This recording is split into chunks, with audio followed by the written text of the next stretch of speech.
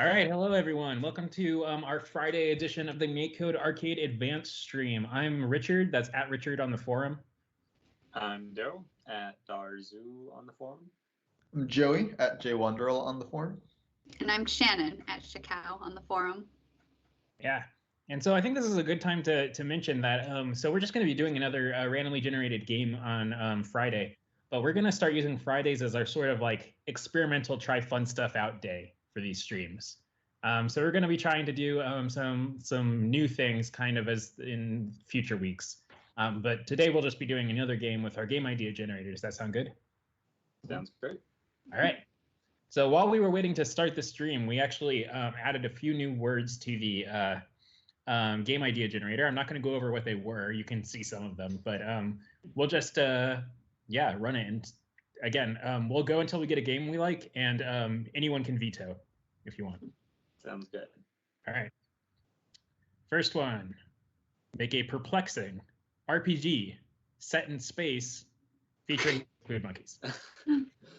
I feel like I'm going to veto just because we already had I think we had two forced must include monkeys. I think we only had one, but yes. Just one. I second that veto. Maxed out the range of monkey names. Make a medieval racing tundra build things. Mm-hmm. All right, I'm going to veto that. Wait. Just we did the tundra yesterday. That's true. I like the idea of racing building things. All right, colorful RPG set in school featuring build things. Man, we're getting a lot of the ones we've already done. I think colorful school we already had. Yeah. Mm-hmm. Mm-hmm. We had colorful 2 in a row, so I would say, yeah. Surreal, survival, Ooh. set in a cave, featuring build things. It really wants us to build things today. I mean, we could build like a fire, you know. I mean, I feel like most survival games do usually have like crafting or something to that extent. Right. Mm-hmm. What would the surreal element be? Like maybe, you know, you're stuck in this cave and it's just sort of mental battles. I mean, we could make all the crafting recipes visual puns. Those are always fun. Oh yeah, that is great. Yeah, the things attacking you could be. My favorite one is in Earthbound. There's a giant eraser statue that you have to get rid of at one point. There's a pencil statue you have to get rid of at one point, and you need to use the eraser on it, and it gets rid of the statue.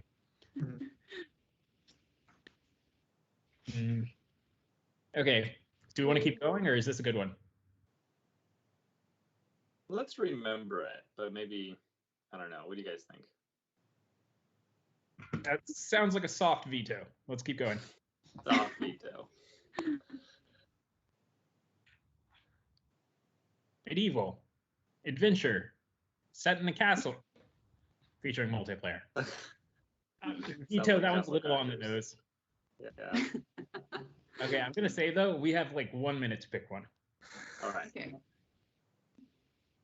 All right, make a deserted puzzle set in the tundra featuring time travel. Time travel and puzzle go well together. Do they? Yeah. I don't think we have time to make braid. Yeah, I don't think we have time to make braid. Great game though. Slow motion, rhythm, set in the future, featuring poetry. I kind of like this one. This one's pretty good, but it involves a lot of text. That's true. Text is maybe faster to make than sprites, though. I don't know. Maybe words are coming in slow motion and you need to form a haiku. I was thinking more like Parappa the Rapper. What is that? It was a game for the PlayStation where you rapped. It was great.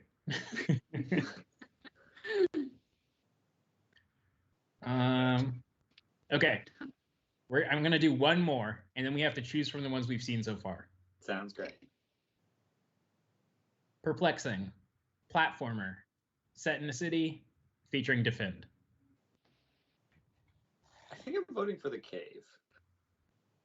I think I'm also voting for the cave. Let's do cave then. All right. All right. So it's cave, survival, surreal, Build. Build. things. Okay.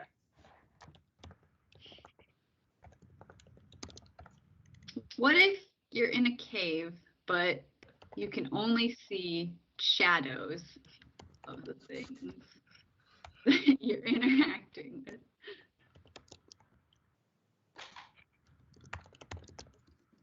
Survival, cave.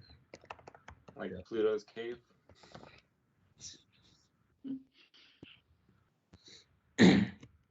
Okay. So I want you guys to keep brainstorming gameplay things, and I'm going to go into the tile map editor and make some basic cave sprites. All right. Awesome. Okay, so the basic survival setup is you have a character and there's like, enemies maybe coming to where you are and you have to like somehow fight them off, right? Mm-hmm. Survival can also just mean like keeping enough food or warmth.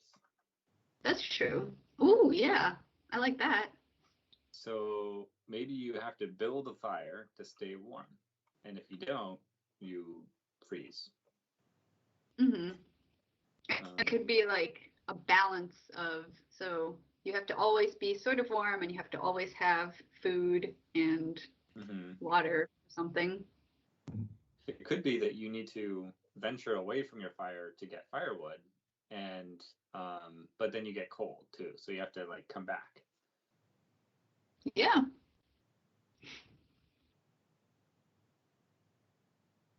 And then the things, so the surreal part would be, could just do that in like the graphics, I guess. What if we had non? Let's save the surreal bit for an end, I think, unless someone has a really good pitch kind of going in. That sounds like a nice thing we could take and just like sprinkle in at the end.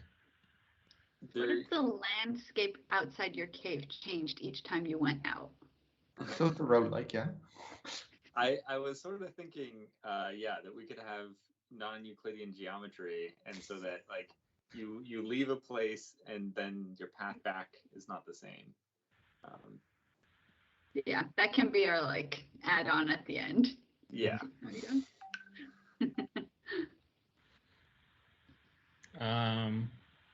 Yeah, I'm not opposed to that one. That sounds like a good idea. Okay, so what I'm sounding like is we're gonna have some meters that are kind of measuring your survival things. Yeah. And then for the build things, we're going to be going out and crafting, like getting supplies. Yeah. So maybe we have two resources, food and wood, and then we have two survival metrics, which is hunger and warmth.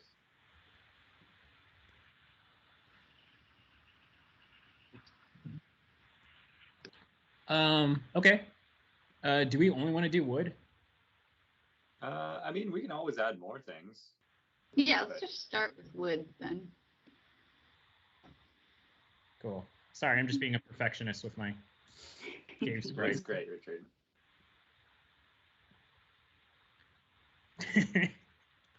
It looks like a district map.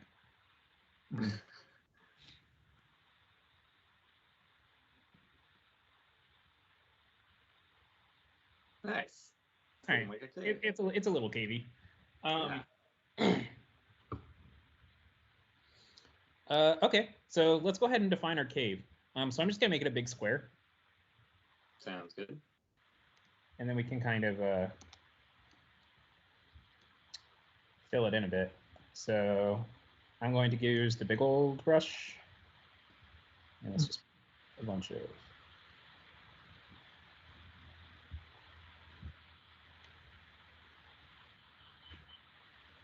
These are meant to be walls. I'm just doing it really big right now, and then we'll I'm gonna go in with the other one and kind of carve out Yep. living area.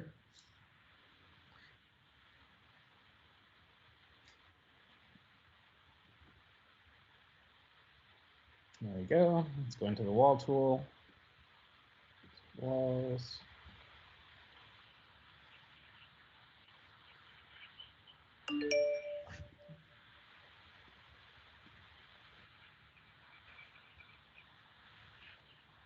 I'll fix these up in a sec.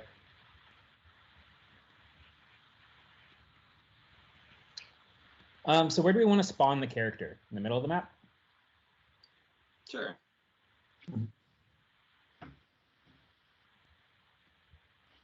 Are we letting the player decide where they want to put their fire? Or do we have like a fire pit? I think it makes sense to kind of have the fire in the middle of the map, but I'm not married to that. Mm-hmm. Yeah. All right, there's our cave. So let's go ahead and choose our player sprite. I'm just going to choose one for the sake of time from our gallery. How about the ghost? Oh, yeah. Skelly, I mean.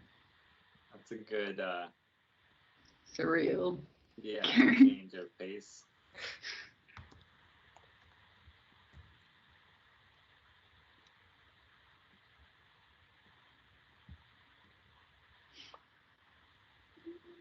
So rename our variable to Skelly. Let us control Skelly with the buttons. We also need to have our classic camera follow sprite block. Change it to Skelly. And just because we end up doing this every single stream, I'm going to go ahead and create a function called create Skelly. And let's put Skelly in here. Nice. And let me go ahead and call that function. And awesome. Okay. So first things first, we want to make sure that we start out in the middle of the screen. So I made it 32 by 32. Does anyone want to do that math? 16 by 16. Well, you can use the place on tile 16. Yeah. Yeah, that's probably best. So I'm going to use this place my sprite on top of block. And this is really nice because, well, like we just illustrated, math is sometimes hard. And because it's our sprites, our tile map, each tile is 16 pixels by 16 pixels, and our tile map is 32 by 32, the size of the entire world would be 32 times 16 times 32 times 16. But to make that easier, I'm just going to go ahead and put Skelly on top of 16, 16. There we go. Now we're in the middle of the cave. Nice. All right. What are cave resources?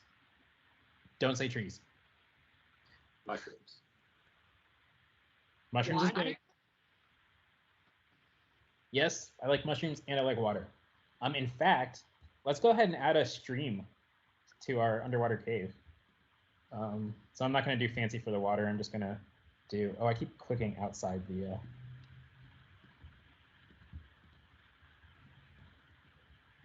I'm just going to use blue. So let's say over here is our grotto. I want to put these resources kind of far apart so that you have to choose what you're going for. Sounds good.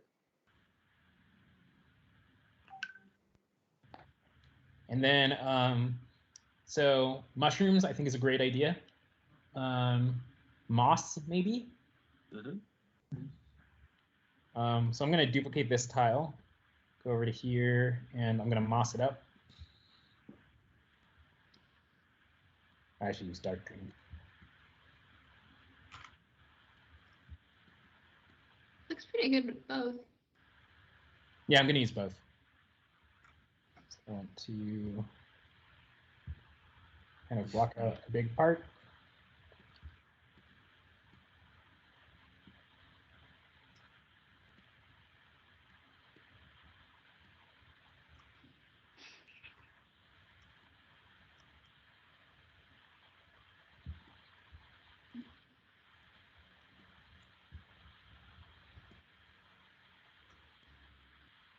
And we'll just remember that's moss because...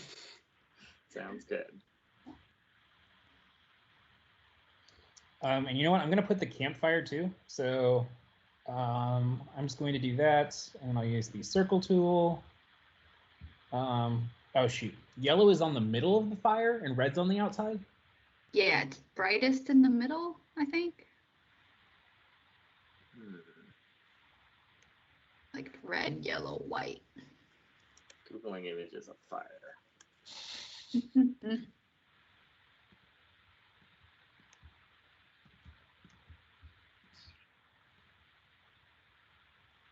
Yeah, the middle is the brightest. I'm actually going to make that one orange. Oops. We'll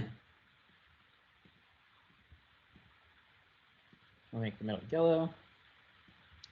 And we'll make a little bit of blue as the very middle.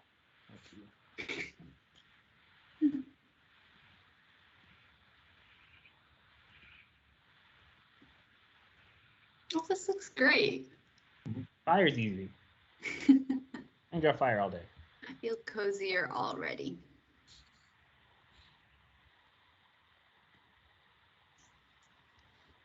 Okay.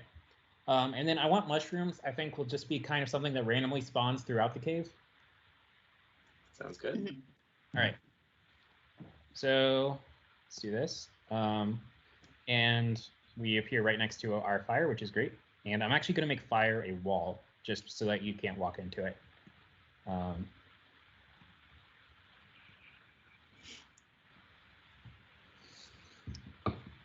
All right. So we're going to need some meters and things to kind of display what our resources are and what we're looking for and what our current status is. And this is great because this is actually a request that we get a lot of the times on the forum, which is how to do a nice HUD for your game. HUD stands for heads up display, and it's just kind of the stuff that overlays the screen and gives the player information about what's currently going on. Okay, so I heard warmth was one. Another one was hunger. Does that sound reasonable? Yeah. Mm-hmm. All right, cool. So let's go ahead and do hunger first. So I have two ideas for hunger. The first one is we do it like Minecraft does, which is we show a bunch of turkey legs, which we happen to have a sprite for. Chop one off each. They go down. Chop one. And then the other one would be to just draw a bar that kind of goes down. What do you think? You're the driver. I feel like whatever's most achievable. Okay, we'll do the drawing. So I'm going to create two sprites right now, and the first one's going to be called warmth bar, and the second one's going to be called hunger bar. Oops. So are you picturing warmth going down and hunger going up, or? Yes. Cool. So I'm going to add a new kind here. We don't actually want anything to interact with these sprites, so I'm just going to give it a kind so that it doesn't show up in any of our overlap events. And I'm going to just call it HUD.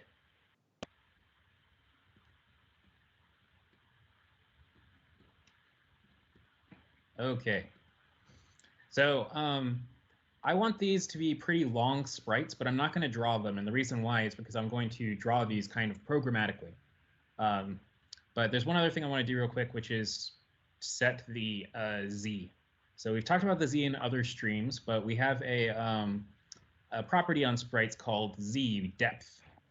And that's the draw order. So if something has a higher Z, it'll show up on top of things that have a lower Z. Mm-hmm. I want this to show up on top of everything.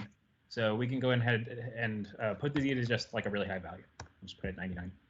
Or is that a, what is the, Joey, what's the default HUD Z is like 100. I think it's exactly 100. Okay. I'm actually going to go above it. So I'll do 200. Not that we're intending to use the info blocks. Yeah, default HUD-Z is for like the lives in the top left corner and all that, and the score. Okay, so let's go ahead and start doing the drawing part of things. Or actually, I'm just going to go ahead and set these as a sprite so that I can illustrate a problem real quick with this approach. So that one to a giant ice cream cone, and this one will be a giant. Okay, where are those sprites? All right, so we don't want these things to draw way up there, right? We want it to stick to the screen. But we also don't want to have to constantly update the sprite position, because that would just be annoying. We would have to have a game update loop, and we'd have to say, like, always make it, I don't know, 20 pixels to the left of the player and 20 pixels above or something. So we actually have a sprite flag that makes this really easy. And it's called relative to camera. So I'm going to go ahead and drag this out right now. Oops. Going to choose relative to camera and turn it on for the warmth bar, which is the ice cream cone.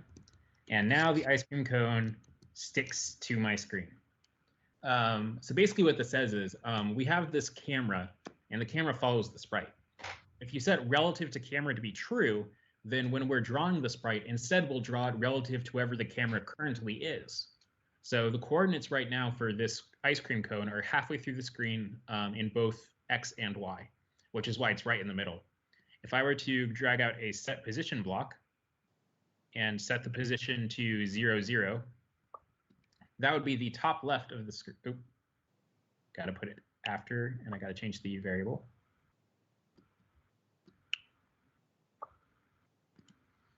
So now our ice cream cone is up here in the top corner of the screen, and it'll stay there even if I'm moving around. All right, cool. And because this is starting to get a little bit lengthy, I'm going to make a function. And this is going to be called init HUD sprite. And it's going to take in a sprite as an argument.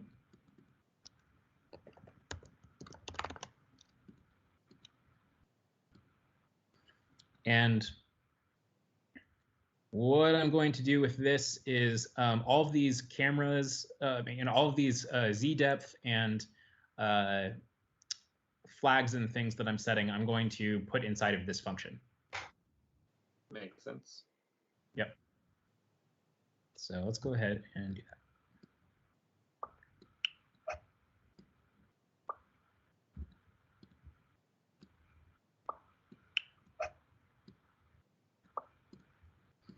And now I'm going to call this on my warmth bar.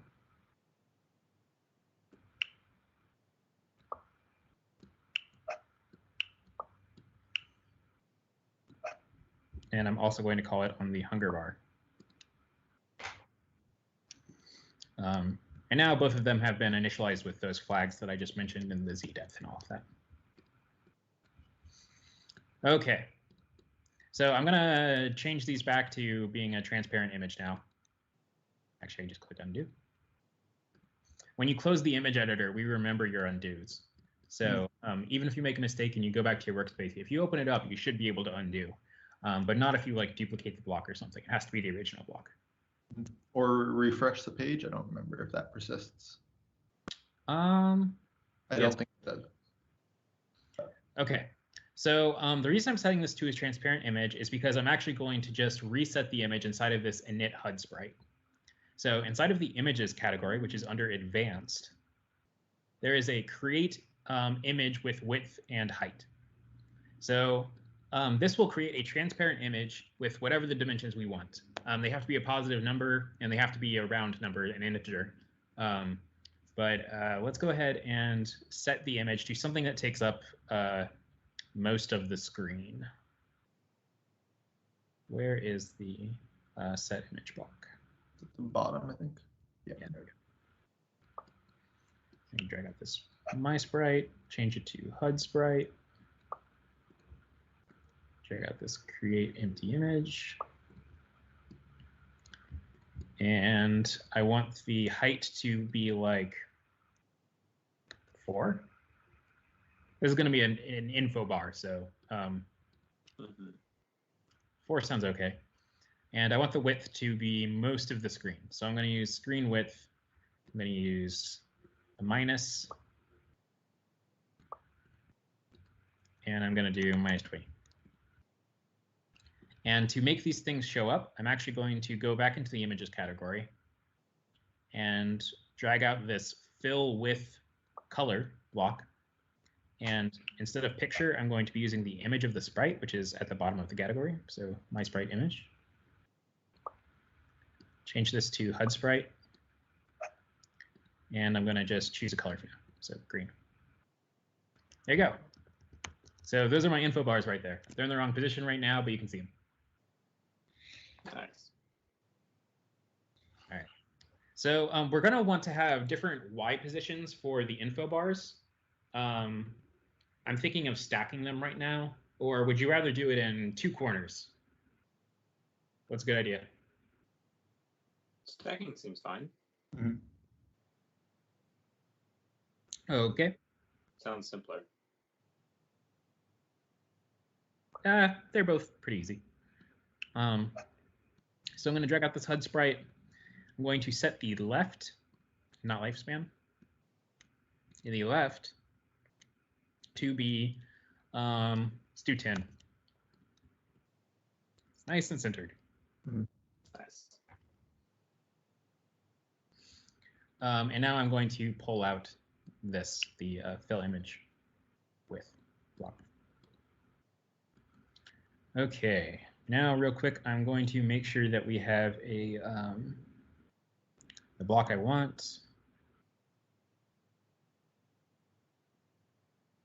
Which we do not. So I'm going to create a variable here. So I want to store this width because we're going to be using it in a second.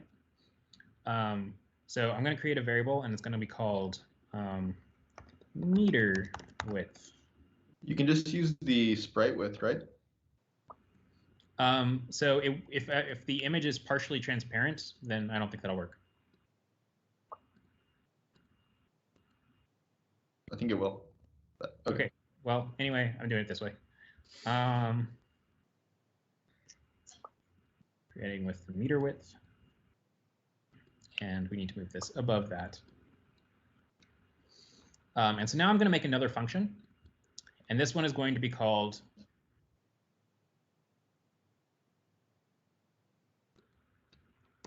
draw HUD meter. Sounds good. And it's going to take in one argument, and that's going to be the %. So I'm going to be tracking this using just like the % of how it's filled, because that's a nice, easy number to calculate, and it's easy to reason about too. I need to take in one more argument, which is also the sprite. So that's sprite. Cool. So I'm going to take in this fill block and put it in here. Should we also take in a color, do you think? Yeah, I think it's useful if they're different.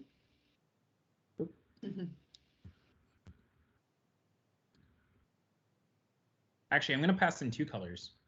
One will be the on color. One will be the off color.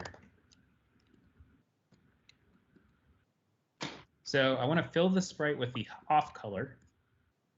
And then I'm going to go back to our image category, and I'm going to use this fill rectangle block. So fill rectangle is nice because it just lets us do exactly that. Take an image and draw a rectangle on top of it. So when I fill it with this off color right here, I'm basically clearing out the sprite. And this is going to be the background of our bar. And then I want to fill it up with the on color, which will show how filled it is, or all that stuff. So to calculate the width of what I should be, well, let's first break down these parameters. So the first thing we're taking in is an image, an X and a Y, which is where the origin of our rectangle is going to be. Just like the screen, the origin is going to be in the top left, and Y is going to be going downwards.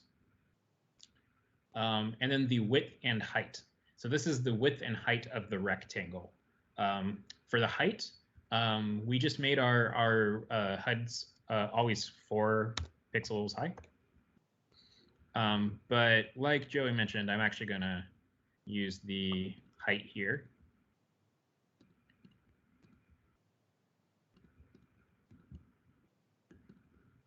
Do you want to use the HUD sprite height instead of hunger bar height? Yes. And then I'm going to drag out that variable that I probably don't need. And we're going to fill this one with the on color.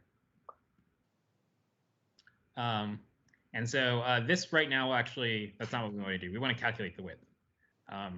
So we could just do this calculation right here in this width, but this block is already looking pretty long. So I'm just going to make a variable to make our code a little cleaner.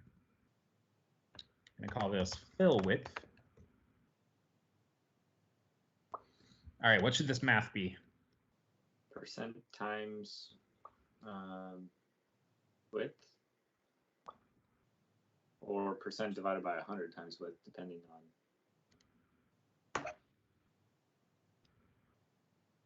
So percent times meter width, and it is indeed going to be a percentage as in like 10%, 15%, 20%, not as a fraction. Okay. And so we could just use the divide, and yeah, I'll just use divide. Should be fine.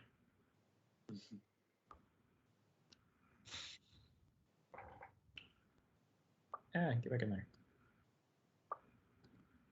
And we want the percent times that. All right, let's test this out. So I'm going to call my function, draw HUD meter. We're going to do it on the warmth bar. I'm going to say the percentage is 30, so a third. The on color is going to be green, which is 7. Do we have blocks for colors? We do, I think, somewhere. Oh yeah, very top. That's an image. That's an image. Oh. It might be at the bottom. You can maybe pull it out. Nope. Okay, no, we don't. All right. This does not look right. Oh, you didn't put the height. You didn't put fill width. You didn't use it. Ah, yes. Oh, there we go. That looks like 30%, right? That was pretty slick. Yeah.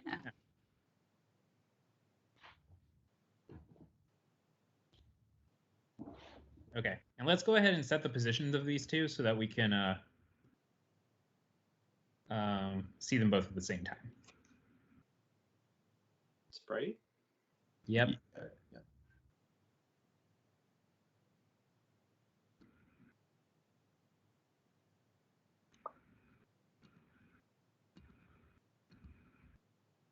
I'm going to use the top.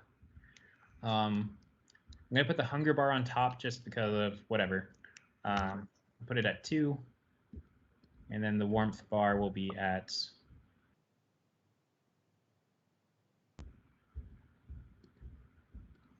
See, it's 4 high. So let's put it at 8. Yeah.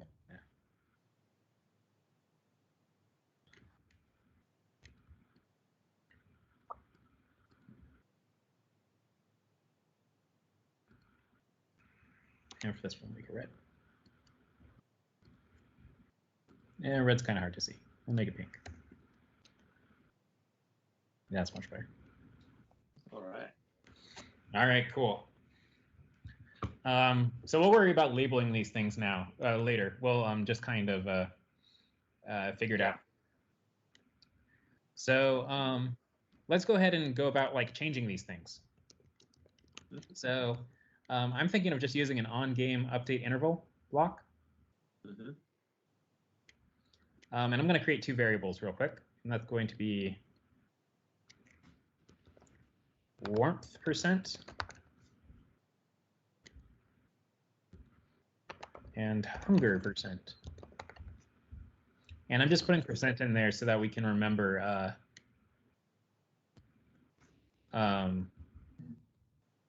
what the unit's in.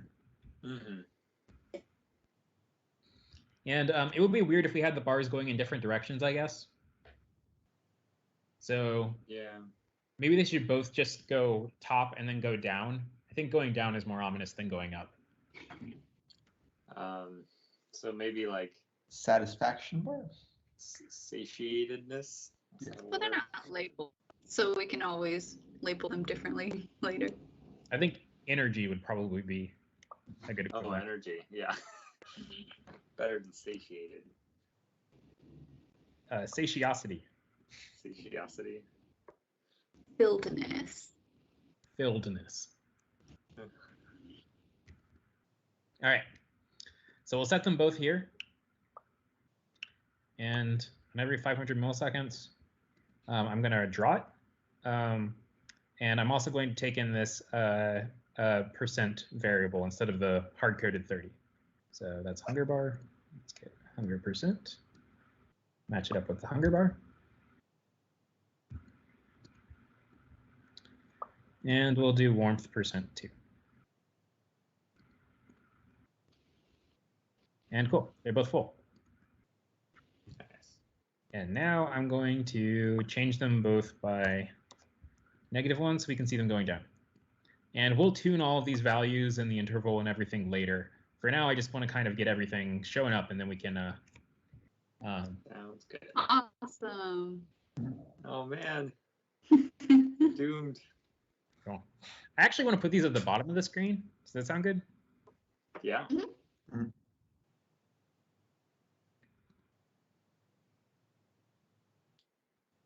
You can just say bottom, can't you? Yeah, just saying the bottom. Screen height minus is what he's doing. Yeah.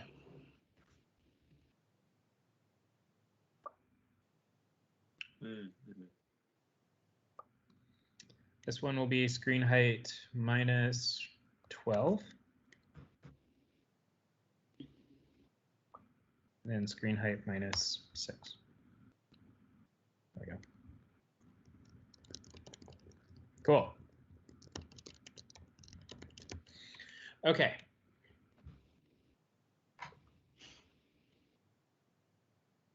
So the next thing we need to do is make it so that the warmth bar goes back up the closer we are to the fire.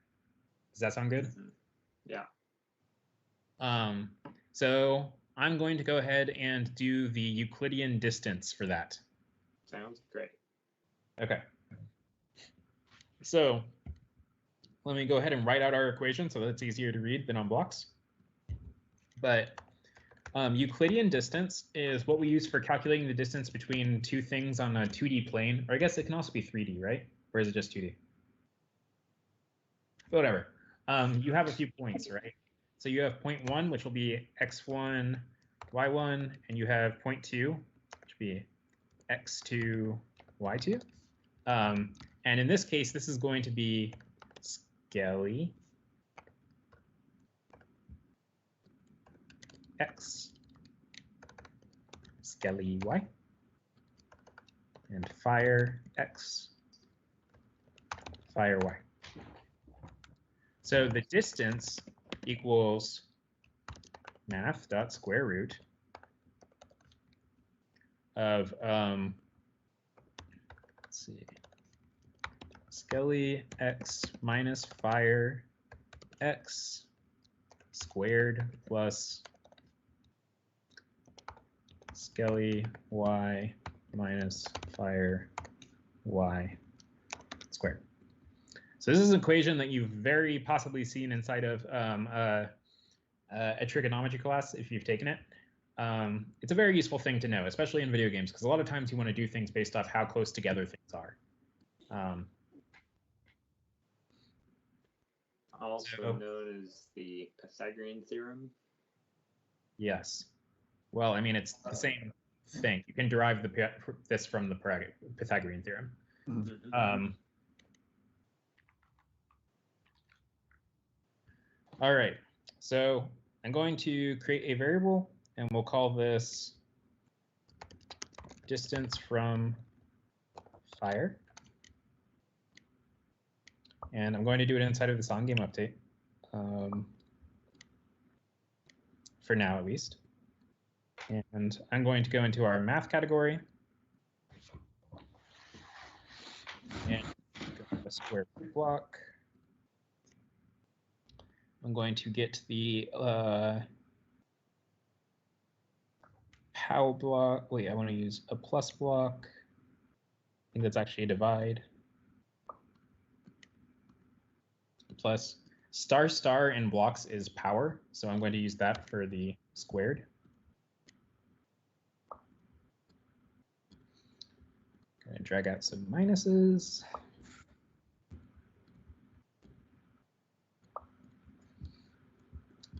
Now, the fun bit, which is I need to know where my fire is. So the easiest way to do that is just go into the tile map editor, and if I mouse over the location, you can see it in the bottom left. So it's 1417. Daryl, it's your job to remember that. 1417. If we place a sprite on the fire, it might be easier, and then we can have a particle effect there. But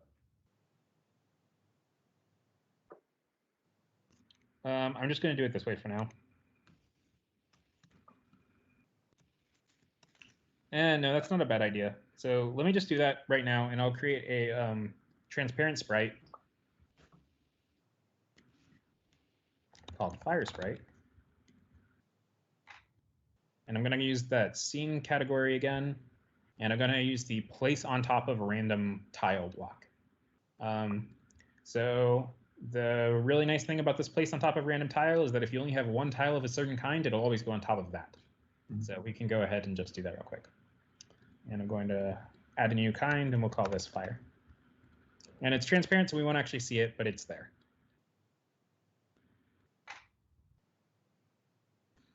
Okay, so now I'm going to get some sprite property blocks. So I will do Skelly X minus Fire Sprite X.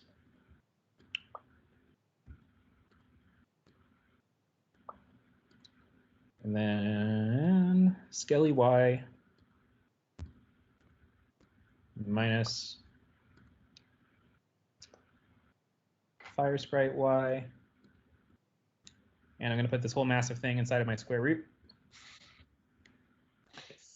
And I'm going to put this whole thing in the distance from fire. There we go. That's my equation. And what that comes out to is the line, like the length of a line from one sprite to another, basically. So this will be in pixels. Okay. So how close to the fire do we need to be? What if it's just proportional to the distance? You just gain. Well, that might be trickier. Yeah. Let's set a threshold to start. Yeah. And then like 10 for now, maybe. That would have to be within one tile. Very small, yeah. That's fair. Too small. I would do it in tile units, yeah. Like if we think about, maybe 2-3 tiles, that's 32 or something. 48. 48.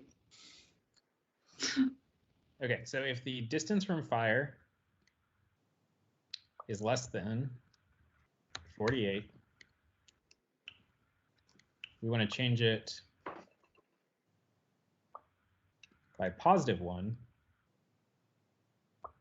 instead of by -1. And then I'm going to do one other thing real quick, which is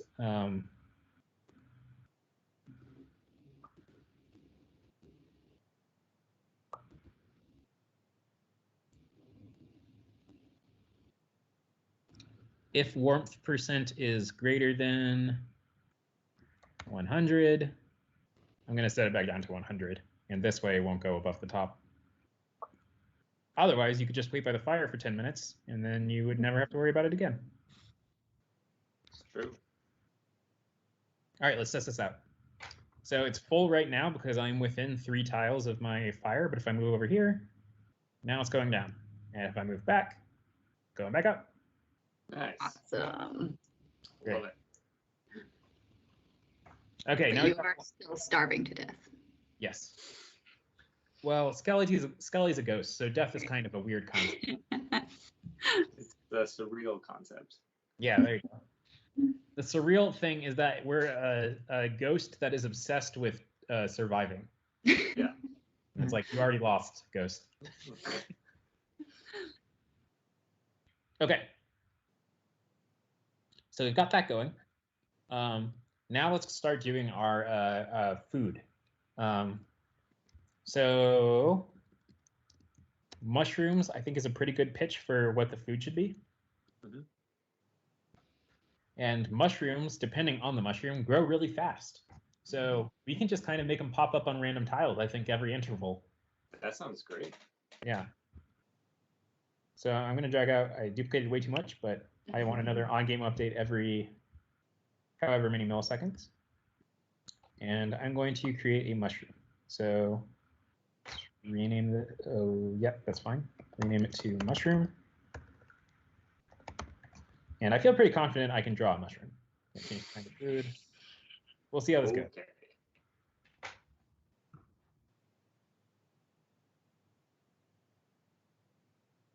All right. I'm going to be doing the classic red with white spots mushroom, which you should never eat in real life. But we're ghosts. So When is that? I don't know that. I mean, What? maybe this explains his backstory, how he became a ghost. It's his favorite mushroom, though. What's he gonna do? By the way, this is called an amanita mushroom. Okay. Give it a stem.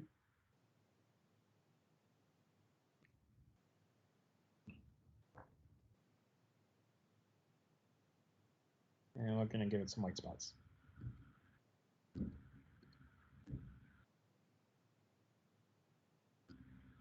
Is this also the mushroom that Toad is? Toad's the reverse. Oh, okay. Oh.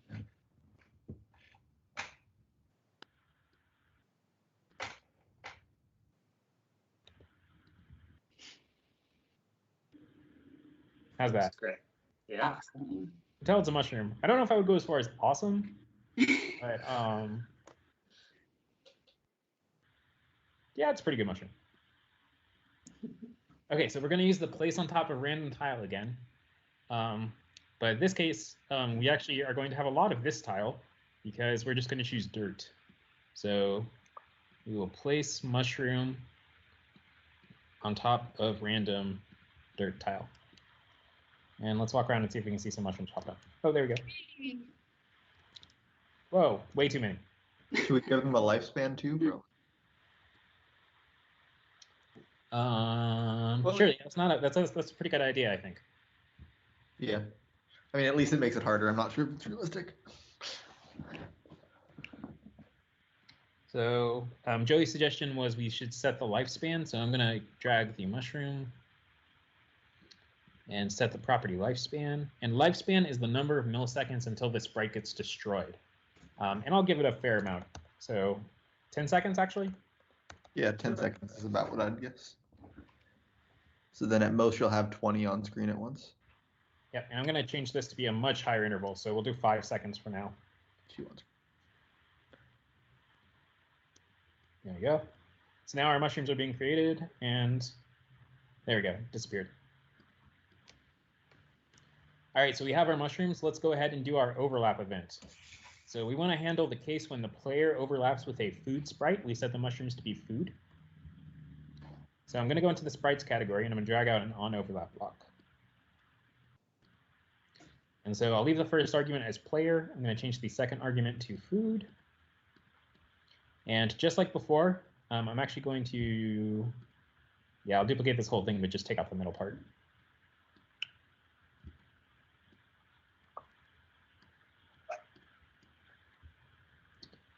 And we're going to make this hunger %. How many mushrooms can you eat at one time? I feel like we should get more than one. No, yeah, I agree. What's a good one? 10? All right, we'll do 10 for now, and we'll see how it goes.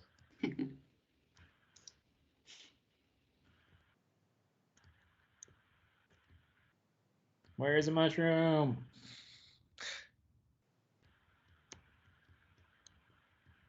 Oh. Boom. Nice. Yeah, drop back up. That's good. Do you need to destroy the mushroom after? Yeah, you need to get rid of it. Oh, yeah, that's what happened. That's why it went all the way back up. I was trying to figure that out.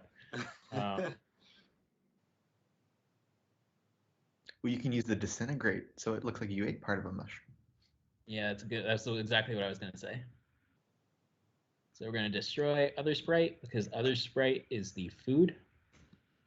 And great minds think alike. We're going to do disintegrate. So we'll get a fun little disappearing thing. Should go back and add more particle effects sometime. Always fun. Yes. All right. Nice. There we go.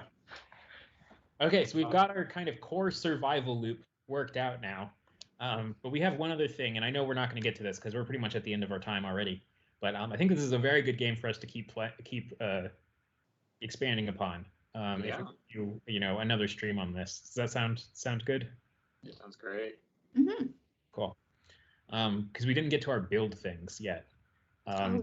Yeah. Mm-hmm.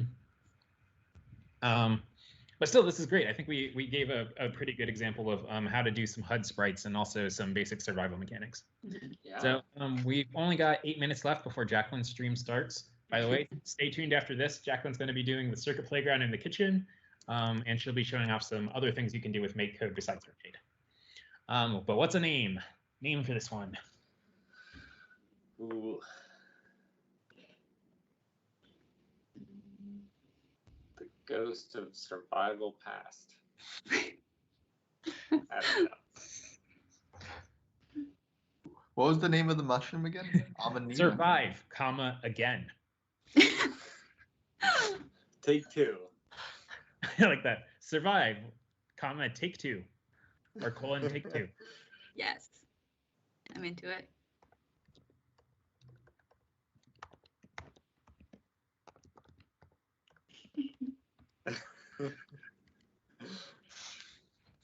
All right. So I'm going to post this code up on our YouTube channel and also on the forum, just like we do for every stream. Please go to our forum. And also, if you have any comments or you have things that you want to see us cover, go ahead and post some questions. We had someone do that the other day, and Pelly did his stream today based off their feedback. So if you post something, we'll look at it, and we'll try to respond as quickly as we can. So from the MakeCode team, I'm at Richard on the forum and in real life. I'm Daryl at Darzu on the forum. I'm Joey at JWonderl on the forum. I'm Shannon. I'm at Shakao on the forum. And thanks for tuning in, everybody.